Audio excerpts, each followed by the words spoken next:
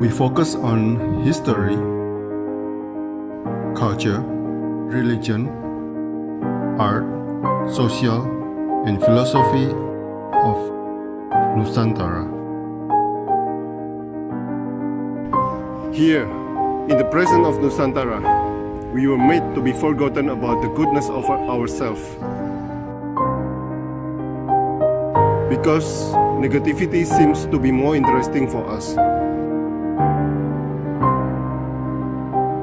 Now, I'm Sutoyo Raharto and friends, assist you, to remind you, to awaken you that we still can find the gems of Nusantara.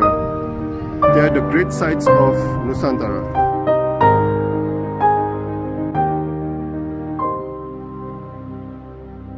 Gitu. Ntar kalau Bapak udah bisa jalan-jalan ke Gombong, mampir Pak, rumah Marta Tilaar. Harus ini. Saya tahunya rumah Gombong itu. Oh iya, harus mampir lah sekali-kali. Iya. Nantilah kalau udah sudah tidak PPKM. Tapi di sana hanya rumah atau masih ada pabrik kecil-kecilan, Bu? Nah, itu rumah masa kecil, rumah keluarga, masa kecilnya Ibu. Terus kemudian kita buka lagi menjadi museum, terus menjadi community hub untuk masyarakat Gombong dan sekitarnya gitu. Jadi banyak banget sih yang kita lakukan di sana tuh seperti kayak workshop, pembinaan UMKM. Jadi lebih ke ini sih Pak, community capacity building. Jadi nggak ada pabriknya itu sama sekali malahan. Nggak ada. Rumah kuno ya, udah 101 tahun. Oh, ya itu mirip-mirip House of Sampurna. Iya, kalau di Surabaya ya. Ya. Tapi kan itu attach sama pabrik. Kan, ya. Kalau ini enggak, ya benar-benar mirip seperti itulah. Ya, Wismilak. Kalau sama Perancis ada hubungan kerjasama? Kita pernah sih, maksudnya kita waktu itu ada develop collaboration untuk lab ya, untuk lab mengembangkan produk skincare. Pakai itu loh Pak, untuk produk pengembangan produk biokos kita yang untuk skincare. Itu memang kita kolaborasi ya untuk penelitiannya, pengembangannya gitu. Gitu sih nama Prancis. By the way, why France are interested in jamu itu ya? Oh iya kan karena memang kalau di Eropa kan herbal itu kan memang sangat dianggap atau memang menurut penelitian juga memang mempunyai benefits yang sangat signifikan kan untuk kesehatan. Dan juga kesadaran untuk menggunakan bahan-bahan natural, bahan-bahan alami itu kan sekarang apalagi di Eropa dan di Amerika kan itu udah seperti lifestyle ya. Lifestyle. Jadi udah kebutuhan, bukan lagi sebagai luxury. Kalau luxury agak ya, kalau di Indonesia masih luxury kan, hanya kalangan tertentu atau lapisan masyarakat tertentu yang bisa afford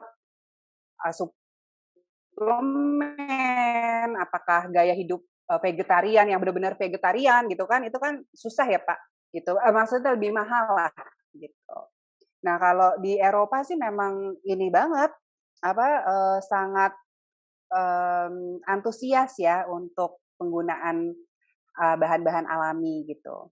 Dan memang kan kalau dari sejarahnya ya, kan memang dari dulu kan kita ini terkenal dengan rempah-rempahnya kan. Iya, betul. Jalur rempah gitu kan. Nah, itu kan semua dapatnya dari Indonesia gitu. Dan memang orang Eropa ya memang sangat tergila-gila ya waktu itu kan, malah mereka make a good fortune dari rempah-rempah kita gitu. Iya. Tapi sampai sekarang juga masih ada hubungan dengan Prancis, Bu? Oh enggak sih, sekarang sih enggak. Kita ya hubungan bisnis aja sih. Ada juga kalau terutama kalau Prancis ya, yang ini cukup menarik karena ada perusahaan Prancis yang memang bekerja sama dengan kami. Perusahaan ini hanya berjualan main ingredients, jadi basic ingredients, jadi bahan mentah. Dalam bentuk ekstrak gitu, dalam bentuk ekstrak. Nah, Jadi kita bekerja sama mereka mengembangkan ekstrak-ekstrak tanaman herbal khas Indonesia gitu. Jadi yang nanti diperjualbelikan itu adalah ekstraknya, bukan produk jadinya gitu. Jadi memang kalau di dunia kecantikan, di industri kecantikan itu ada pameran khusus untuk ingredients. Ada ingredients yang chemical, ada yang benar-benar pure natural. Nah, salah satunya memang yang tertarik banget memang si perusahaan Prancis ini gitu. Jadi kita mengembangkan ada 12 ekstrak tanaman khas Indonesia kayak meniran, manggis, terus cabai rawit, ada ginkgo biloba, sirih kayak gitu-gitu tuh Pak. Loh, kita punya ginkgo biloba. Kita menanam pegagan ya, Oh, pegagan kan, ginkgo oh, biloba itu pegagan yang untuk oke. melatih memori supaya nggak Memori, pikun, ya, heeh, ya, ya. gitu. Oh, saya Ada, pikir ada. cuma China aja yang punya loh. Nah, mereka pintar banget memang marketing dan itu ya storytelling-nya ya. Sebenarnya kan kalau di Indonesia kan juga sama kan, mereka punya tradisi TCM.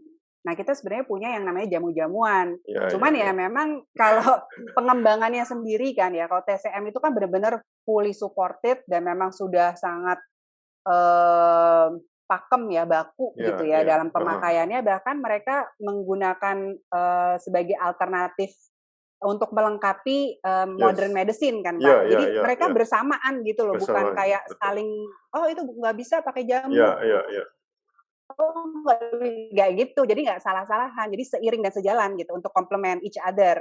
Nah kalau di sini kan belum ya, kita masih sangat struggling gitu untuk jamu itu dianggap sebagai salah satu memang obat alternatif yang memang bisa dipasangkan atau mungkin dikomplementerkan dengan modern medicine. Itu masih sangat Ya, kenceng gitu loh itunya, ya, betul. perdebatannya gitu. Ya, competition-nya. Hmm. Ya, ya.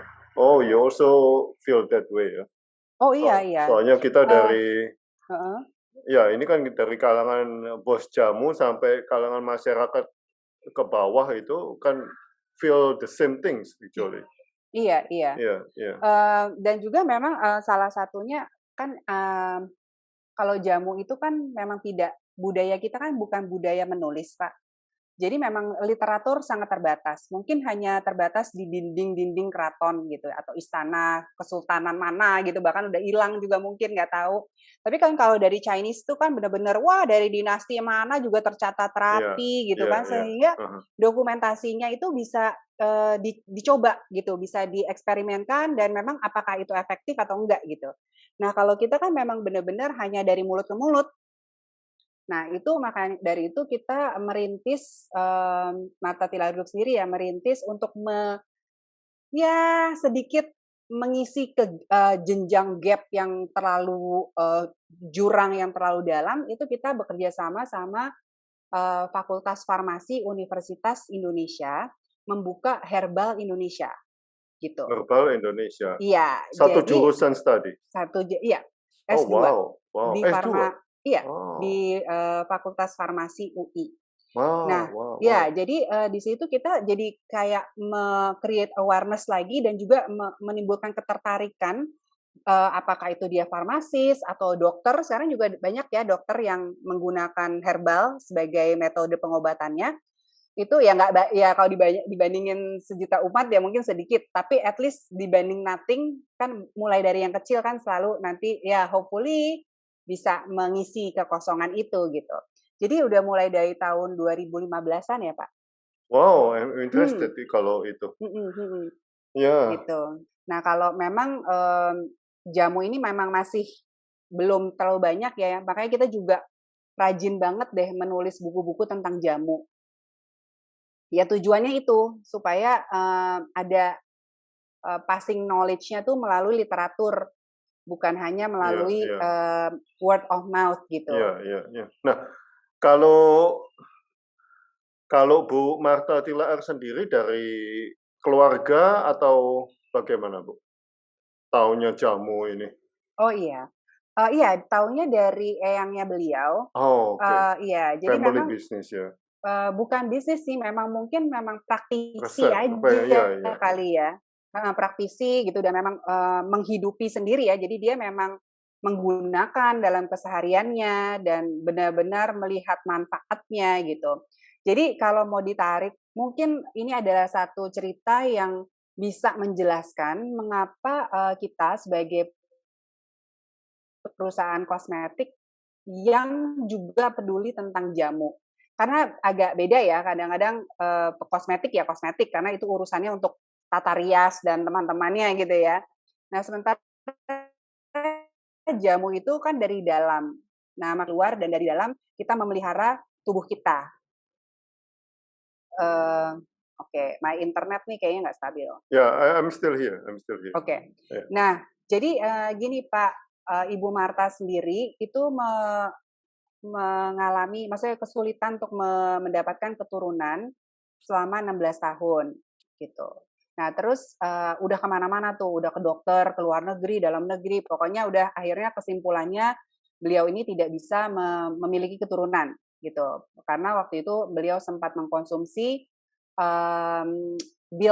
birth control pills. Jadi waktu itu mereka bapak ibu saya belum bisa afford a family, jadi mereka minum itu, ibu saya minum itu sehingga birth control pill itu membuat peranakannya tuh kering. Itu katanya dokter lah gitu. So short story tidak bisa memiliki keturunan. Dah titik. Nah, tapi kan ya sebagai perempuan Asia atau perempuan Timur itu kan suatu hal yang kayak waduh gitu loh ya, istri nggak bisa ngasih anak tuh udah blacklist gitu kayaknya. Jadi eyangnya itu eyang ibu saya yang memang ahli jamu, yang memang suka bikin jamu gitu, dia bilang, mau nggak kamu saya rawat aja deh, kan kamu udah kemana-mana, toh nggak ada nothing tulus, saya terawat kamu pakai jamu, ya siapa tahu bisa gitu kan. Jadi waktu itu ibu saya udah umur 39 tahun, kurang 38, 39 lah, terus dirawat dengan jamu, terus kemudian dipijet, didoakan gitu. Jadi kan semi-semi kejawen gitu ya Pak ya, kalau Jawa ya. Nah, terus ya walaupun kita Chinese, tapi ya kita mungkin karena itu adalah bagian budaya, jadi dia juga memang ahli kayak gitu. So short story again, akhirnya suatu saat ibu saya berhenti tuh menstruasinya. Tapi kan udah umur 38 gitu kan. Terus pas ke dokter, dokternya bilang, wah ini kayaknya mungkin premenopause karena kan kamu sudah melalui pemeriksaan yang begitu gantung atau memang enggak gitu kan, emang premenopause gitu. Nah ya jadi kembali lagi 3 bulan didengerin ternyata ada detak jantungnya dan itu saya Pak waktu itu. Jadi saya ini jamu baby Pak.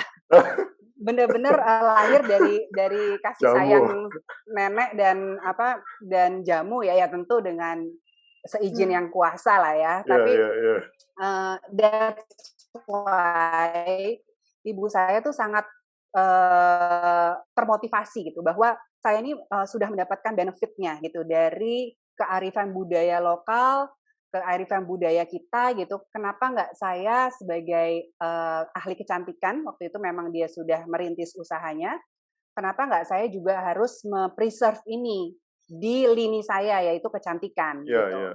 Nah, jadi akhirnya dibuatlah itu pil untuk kesuburan, namanya pil Wulandari. Jadi kalau nanti ada Sari Ayu gitu, di Sari Ayu itu ada namanya pil Wulandari. Nah itu kisahnya begitu Pak. Jadi kenapa beliau begitu keen on dan secara serius committed melestarikan jamu Indonesia gitu. Makanya namanya Wulan ya. Iya, namanya Wulan. Terus jamunya namanya Wulandari. Gitu. Jadi begitulah kisahnya. Wow. So berarti dari personal experience ya, bagaimana personal experience itu bisa menjadi motivasi untuk berbagi gitu. Dan dari pil Wulandari itu banyak sekali kita mendengar kisah sukses story juga Pak. Jadi banyak pasangan yang tidak memiliki anak dan mengkonsumsi itu ya tentunya harus diatur ya cara pemakaiannya. Kalau misalnya sudah ke dokter ya jangan dicampur-campur. Kalau memang udah ke dokter ya ke dokter dulu gitu kan. Biasanya kan terapi hormon ya kalau sekarang itu nggak bisa dicampur. Oke, nggak boleh dicampur berarti ya. Iya. Saya mulai ya, Bu, ya. Iya, boleh Pak, silahkan. Selamat siang, Bu Wulan Tilar, seorang holistic beautifier, Director of Marta Tilar Spa and Puspita Marta International Beauty School. Is it right? Iya Pak, betul. Ya, oke. Selamat siang Pak Selamat Sutoyo. siang. Nah, Bu, apa itu holistic beauty, Bu, menurut Anda? Melihat wanita Nusantara secara keseluruhan dari zaman dulu hingga sekarang. Silakan, Bu. Ya, holistic beauty itu adalah sebenarnya kecantikan yang meliputi semua aspek. Tidak hanya dari kecantikan fisik, tetapi juga kecantikan mental dan juga kecantikan hati kita, hati dan pikiran kita tuh harus harmonis gitu ya Pak. Nah memang pada dasarnya dari perkembangan budaya kita sendiri, terutama di Nusantara, ataupun mungkin bisa juga dibilang di seluruh dunia, wanita itu menjadi suatu produk budaya produk dari suatu budaya. Kecantikan itu didetermine atau ditentukan oleh someone else gitu ya. Karena memang perempuan ini biasanya itu sikapnya itu adalah sikapnya lebih pasif gitu. Jadi sehingga kalau pasif ya apalagi yang yang bisa kelihatan kan, yaitu fisik gitu. That's why kenapa untuk sebagian banyak orang kecantikan fisik itu menjadi suatu masalah yang begitu penting dan begitu luar biasa. Kalau nggak ada itu udah nggak bisa deh, tidak berarti gitu. Tetapi pastinya dalam perkembangan zaman itu kan berubah. Dan selama sebenarnya perkembangan awal dari zaman mungkin Ramayana gitu ya, kalau orang tuh melihat perempuan itu harus misalnya secantik bulan purnama kayak gitu-gitu, sampai waktu kita penjajahan Belanda, semua noni-noni Belanda, jadi emang harus kudu putih gitu kan, nanti pada zaman Jepang harus putih gitu kan, itu memang karena budaya tadi. Tetapi sebenarnya di Indonesia tuh saya kepengen banget kita tuh ada satu filosofi kecantikan holistik yang namanya Rupa Sampat Wahya Biantara.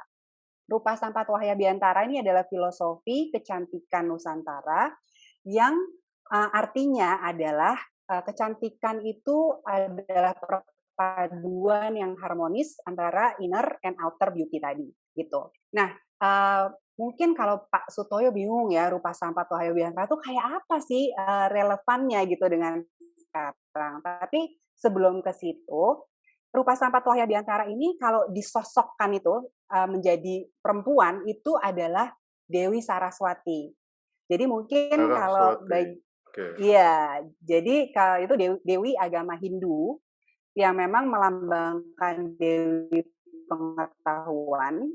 Nah, Dewi ini agak unik Pak, tangannya nggak 2, tapi ada 4 tangan, gitu.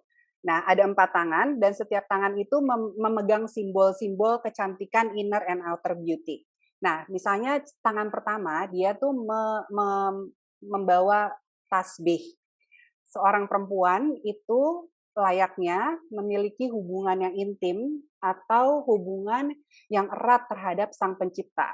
Karena dia multifungsi, multiperan ya, sebagai perempuan itu sendiri, nanti sebagai anak, ibu, anggota masyarakat, dia perlu iman yang kuat dan hubungan yang spiritualnya tadi, apapun agamanya. Kita tidak membicarakan agama di sini, tapi iman yang kuat. Kemudian tangan yang kedua, dia memegang daun lontar. Kalau daun lontar di Nusantara itu melambangkan skrip-skrip ya, jadi ilmu pengetahuan.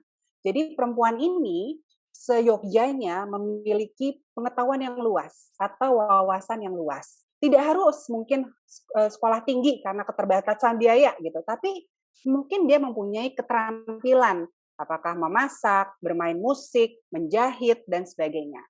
So, daun lontar adalah ilmu pengetahuan. Tangan yang ketiga itu membawa bunga. Nah, membawa bunga, perempuan ini memang diharapkan untuk menyebarkan keharuman gitu, dan juga dia kehadirannya itu memang harus indah. Nah, ini kita talking about outer beauty. Memang kita harus menjaga.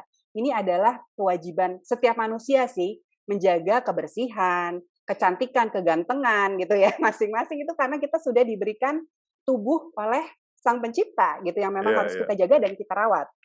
Ya, dan tangan yang terakhir adalah sitar. Sitar itu melambangkan ya adalah alat musik. Jadi melambangkan alunan musik yang indah. Jadi seorang perempuan tuh harus mampu berkomunikasi dengan baik.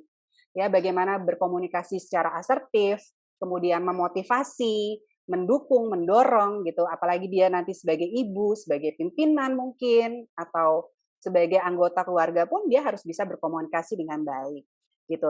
Nah, dari sosok Saraswati ini kita bisa belajar gitu, bagaimana sebenarnya kita bisa mengasah holistic beauty kita. Gitu. Sebenarnya modalitasnya tuh udah ada, semua lengkap Pak, nggak usah nyari di luar. Tapi bukan saya menghakimi orang yang mencari di luar, itu sah. Karena itu adalah pilihan mereka mendapatkan kebutuhan untuk menjadi cantik gitu. Gitu, kurang lebih gitu tuh Pak, kalau secara filosofi Nusantara gitu ya. Jadi memang sudah ada nih kearifannya di Indonesia yang kaya raya ini memang. Gitu. Oke. Nah, Bu, Anda American educated, Bu. Iya.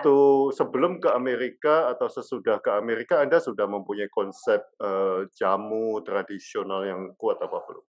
Tentu saja belum. Oh, belum. ini jujur ya Pak. Ya layaknya Oke. sebagai kayak anak-anak muda zamannya kan Iya, ya iya. kita nggak peduli ya, tapi justru pada waktu kita keluar ya Pak Sutoyo juga keluar kan, maksudnya belajar di luar.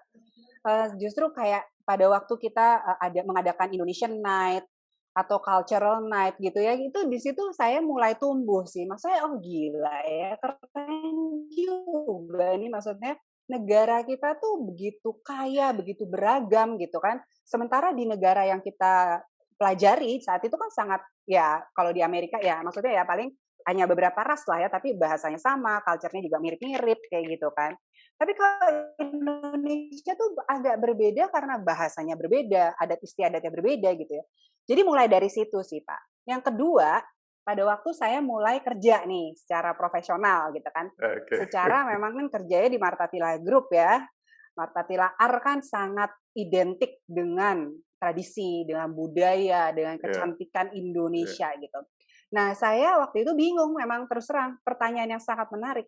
Saya Oke. bingung, kayaknya saya ngomongin tentang budaya, saya ngomongin tentang tradisi, tapi saya sendiri nggak pernah mengalami gitu. Makanya waktu itu saya ngambil langkah, waktu saya menikah, saya mau tuh menjalani yang namanya prosesi pernikahan adat Jawa ya selama 8 hari, Pak. Ya Allah, benar-benar deh. Tuh, mulai dari Midodareni lah. Tujuannya apa? Tujuannya supaya saya bisa merasakan, bisa relate to the culture, bisa mengalaminya gitu. Kalau saya mengalami itu saya enak ngomongin ke orang tuh enak gitu. Makanya itu dari situ ya mulai gitu ya, terus ikut pertunjukan wayang orang gitu. Saya nggak bisa bahasa Jawa Pak Sutoyo, walaupun saya orang Jawa katanya, Oke. tapi saya nggak bisa gitu. Jadi waktu Tapi ngapak bisa nggak ngapak? pertunjukan wayang nggak bisa Nggak juga bisa Pak, juga. nggak bisa. Kebumen ini nggak bisa Jadi juga. memang aduh nih Aduh. benar-benar iya harusnya ngapak ya Pak ya. Iya. Ya gitu. Jadi saya mencoba apa ya, mengeksplor diri saya dengan berbagai macam budaya yang bisa saya praktekkan langsung. Memang tidak sempurna, tetapi at least adalah residu-residu gitu ya dibanding sama sekali totally kayak gitu ya. Misalnya kita pulang dari Amerika terus nggak tahu apa-apa gitu loh. Kayaknya buat saya tuh kurang rasa gitu ya, kurang ada Iya, rasa gitu. iya, iya. Nah itu Aha. saya rasa kalau berbicara tentang budaya tradisi itu semua dengan rasa ya, dengan kepekaan, Ya, true. intuisi gitu loh. Jadi nggak bisa tuh textbook dihafalin gitu menurut saya agak, saya ya kalau masakan tuh nggak enak gitu ya, agak kurang asin gitu, kurang bumbu gitu jadinya. Gitu Padahal, Pak. padahal sebelum ke Amerika kan sudah ada Martha Tilaar Group ya berarti ya?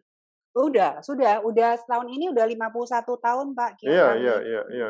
Oke, oke. Sudah. Iya, kalau secara observasi gamblang, ya tahulah. Tapi kan itu hanya di permukaan. Iya, Kalau buat true, saya true. tuh, saya nggak bisa gitu kalau untuk menjalani sesuatu hal itu saya harus benar-benar nyemplung gitu, baru bisa Iya, iya. lebih enak gitu, kayaknya gitu Aha. sih.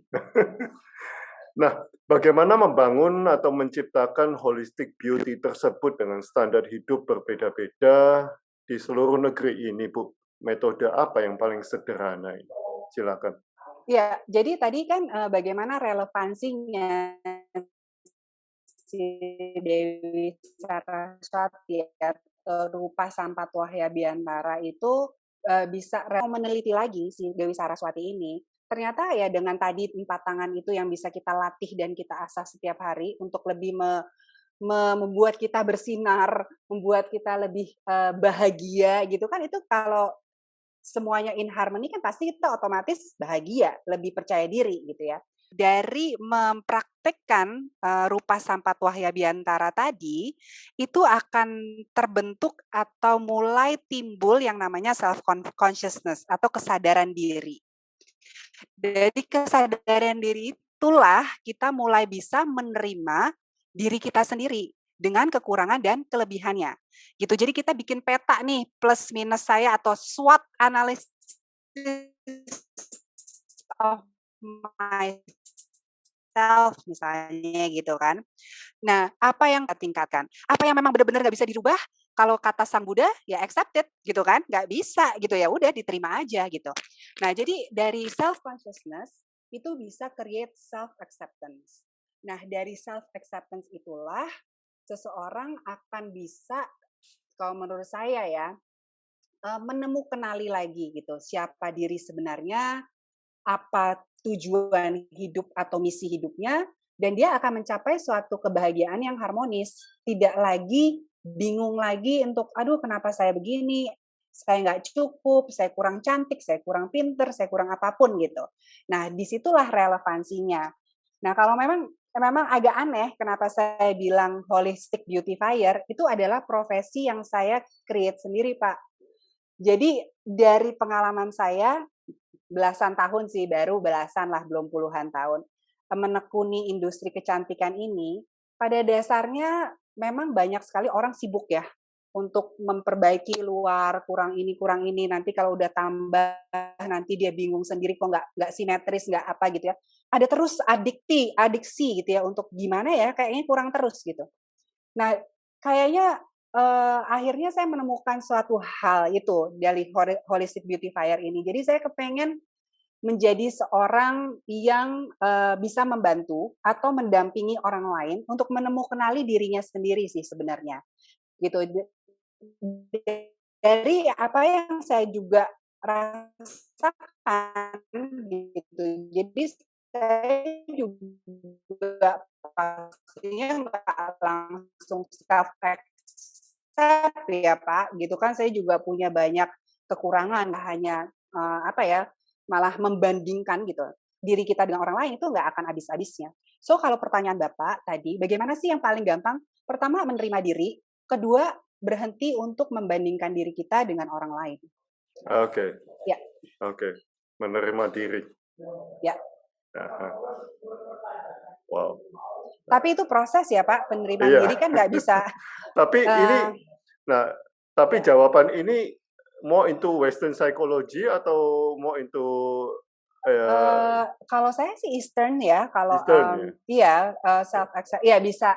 Kalau saya sendiri makanya metode saya mengenali diri consciousness itu, ya saya tadi kan lebih mengenali sendiri, merasakan budaya saya sendiri, supaya itu bisa hidup dalam tubuh saya, pikiran saya gitu kan. Itu pertama.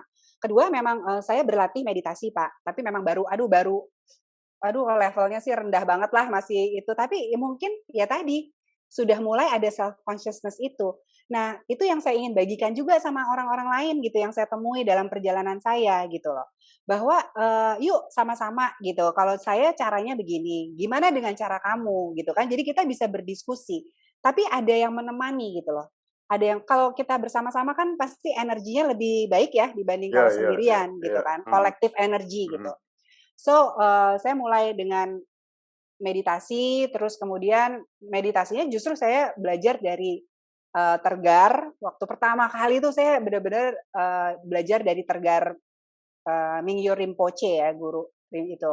Terus kemudian saya mulai menekuni lagi Bali Usada dengan Pak Merta Ade gitu kan. Dan memang kuncinya sih sama sih, adalah self awareness, semuanya hidup di sini, di tempat ini gitu ya, itu yang akan bisa membuat kita lebih, apa tadi, menerima.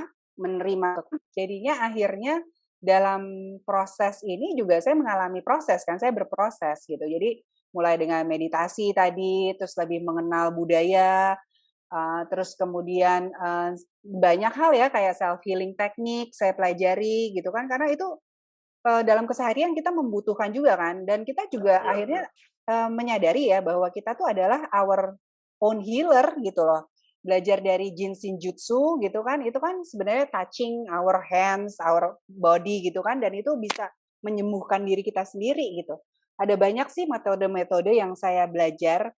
Nah, selama masa pandemi ini luar biasa sih saya banyak belajar gitu ya, dan dengan hal-hal yang sifatnya untuk self empowerment gitu, yang nantinya saya harapkan saya bisa bagikan itu kepada, orang-orang lain gitu yang saya temui, gitu, Kak. Iya, iya, iya. Wow, wow. Oke, ini ada satu Iya, foto nih, Bu. waduh, Sebentar ya. foto apakah itu? Serem banget nih. Oke, ini Ibu menulis, "I'm a strong woman because a strong woman raises me." Nah, Mmm. bagaimana Ibu Martha Tilaar membangun holistic beauty di dalam diri Anda dengan karakter beliau yang kuat, Bu? Silakan, Bu. Sebenarnya sih, nggak perlu ada hal yang, maksudnya tidak ada suatu hal yang spesial ya, karena ya it's ibu dan anak. Tapi yang saya banyak belajar, yang saya rasa, membentuk saya sebagai seorang perempuan saat ini, kalau dari ibu saya memang adalah konsisten dan komitmennya beliau sebagai perempuan gitu. Dalam artian, beliau ini tuh sangat committed, apa yang dikatakan itu kadang-kadang kan apalagi public figure gitu ya, kalau ngomong kan pinter gitu ya. Cuman tapi nanti di belakangnya beda gitu. Kalau ibu saya sih dari dulu ya, selama saya, kecil gitu, dia tuh memang benar-benar committed banget gitu. Dan apa yang dia katakan tuh benar-benar dia lakukan gitu. Mmm, Seperti, cita-citanya misalnya melestarikan budaya gitu kan, itu waduh itu dari semua aspek kehidupannya tuh kita bisa lihat. Contoh yang paling paling lucu kalau menurut saya, kalau beliau tuh ke Amerika ngunjungin saya tuh tetep pakai baju batik. Waktu dulu kan jarang sekali ya orang pakai Iya, baju iya, batik tuh iya, iya. jarang Iya, sekali iya, gitu. iya. Sampai kadang-kadang saya juga malu gitu karena kan baju batik itu kan rame banget gitu ya, Pak. True, true. Iya kan, jadi, kita waktu itu lagi ke New York gitu, terus aduh kok kayaknya rame banget gitu, tapi dia santai aja tuh gitu. Buat dia juga itu tidak memadamkan semangat beliau gitu. Itu hanya contoh kecil ya, tapi kalau menurut saya dari hal-hal yang kecil ya kita bisa, melihat komitmen seseorang gitu. Jadi kalau dari, beliau sendiri sih memang komitmen, dedikasinya tuh luar biasa, pekerja keras dan tekun gitu ya, benar-benar. Nah, di sini mungkin ada pro dan kontra nih kalau saya boleh jujur gitu ya, pekerja tekun dan keras, eee, dan di sini adanya juga pentingnya sebenarnya peran dari almarhum bapak saya. Keluarga saya ini agak anomali, agak anti mainstream, Pak, karena ibu Oke. saya sangat, kerja gitu, sangat pekerja gitu memang. Sementara memang bapak saya itu kan adalah pegawai negeri, walaupun, posisi juga cukup tinggi ya di pemerintahan, tapi ya kita tahu pegawai negeri selesai kerja tuh sekitar jam 4 gitu. Jadi, di sini ya puji Tuhan gitu ya, saya tuh dapat yin and yang-nya tuh dapet gitu ya, komplit lah. Seorang ibu yang memang justru biasanya kan ibu di rumah ya, lebih men-take care keluarga. Kalau ini lebih kebalikan gitu. Jadi walaupun mereka berdua berkarir, tapi bapak saya tuh dengan cinta kasih, kelemah lembutannya gitu ya, itu bisa mengisi, peran ibu saya di mana ibu saya tuh benar-benar waktu itu benar-benar lagi merintis dan mengembangkan usahanya gitu. Dan yang saya kagumi juga dari bapak saya, padahal beliau orang Manado ya. Ya kita tidak menghakimi orang Manado lah, tapi saya biasanya, ya laki-laki kan harus kepala keluarga, harus apa gitu. Kalau dia sih santai aja gitu. Jadi dia melihat bahwa istrinya punya keterbatasan waktu, ya dia dengan kelegowoan dia memberikan waktunya gitu untuk anak-anaknya tanpa tanpa ada perdebatan dulu atau ada ya kadang-kadang ini kan lo, ini kan gue gitu kayak gitu-gitu lah Pak, drama biasanya. Iya, iya, iya. Saya tidak pernah merasakan itu gitu. Jadi benar-benar yin and yang sempurna ya kalau saya bilang benar-benar sempurna. Siapapun bisa mengisi regardless their gender. Gitu loh. Menurut saya itu keren banget sih. Sementara sekarang itu masih banyak perdebatan kan antara siapa yang mengurus anak, Iya, siapa yang iya, harus iya. gitu loh, Pak. Jadi it doesn't matter sih asal kita punya hati dan punya tujuan untuk apa gitu kita ngelihat untuk anak kita, ya just do it gitu. Iya, yin and yang-nya match banget itu. Wah, match banget ini benar-benar. Wah, yang namanya ibu bapak saya tuh luar biasa sih. Luar biasa. Iya. Nah, Ibu mempunyai orang tua yang berumur panjang, Bu. Apa rahasia mereka dalam kehidupan selain jamu dan holistic beauty, Bu? Silakan, Bu. Ya itu, kuncinya saling mau mengisi kelemahan dan kelebihan dan kekurangannya. Dan itu bukan menjadi suatu hal yang gontok-gontokan gitu ya. Kalau saya ngelihatnya sih gitu ya. Mereka tuh saling mengisinya tuh enak gitu loh. Jadi it takes two to tango-nya tuh enak banget gitu. Jadi kayak nggak ada masalah gitu ya. Padahal kalau mau dijadiin masalah bisa aja gitu kan, bisa banget gitu. Tapi ada tenggonya tuh enak gitu. Satu, jadi mungkin saling mengisi, saling menerima. Terus saling melengkapi. Nah ini adalah joke nih, misalnya joke. Kalau bapak saya kan suka ngejoke. Bapak saya kan penulis Pak. Jadi sekarang saya juga menghandle ruang belajar Alex Tilaar karena beliau ini penulis, ada 52 buku yang beliau tulis terutama Oh, tentang wow, wow. pendidikan. Iya. Jadi nah gini, kan dia memang udah pensiun gitu kan ya, terus udah gitu dia suka nulis buku gitu. Jadi dia bilang kalau sama ibu saya bilang, "Mah, saya mau nulis buku lagi, kamu nanti yang sponsorin ya," gitu. Jadi apa ya, dia santai aja kayak gitu. Dan sebaliknya banyak hal gitu, buah pemikiran-pemikiran yang melandasi Martha Tilaar Group itu datang dari bapak saya, gitu. Jadi kayak Oh, hal-hal wow, yang wow, wow. strategis, the man behind the company gitu ibaratnya, bukan mungkin operasional, we're not talking about strategy marketing atau enggak.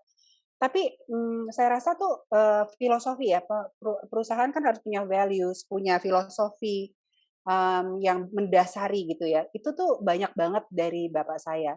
Dan bapak saya tuh orangnya rajin banget. Jadi setiap kali ada perkembangan, dia nanti cerita sama ibu saya. Karena ibu saya kan sibuk. Jadi dia bilang, oh nih ada perkembangan ini. Trennya begini nih. Jadi nanti kamu juga harus ngembangin kayak gini, kayak gitu. Misalnya gitu dari mungkin human resource-nya atau metode research-nya, kayak gitu loh Pak. Jadi itu semua juga dapetnya juga input dari pencerahan Pak Alex gitu. Yang namanya Oh. mereka bilang kuliah subuhnya mereka gitu. Every successful woman has a Iya. strong man. Dan vice versa ya Pak, kan katanya gitu. Ya kuncinya tadi sih saling mengisi, melengkapi, menghargai gitu. Dan ya menikmati aja semuanya sih gitu. Dia benar-benar, kalau bapak saya sih happy go lucky man deh. Dia benar-benar bisa menikmati gitu. Iya, iya. Ada satu lagi Bu, sebentar Bu, saya bukain satu foto. Ya, unplug Bu. How important is unplugging for holistic beauty Bu? Silakan.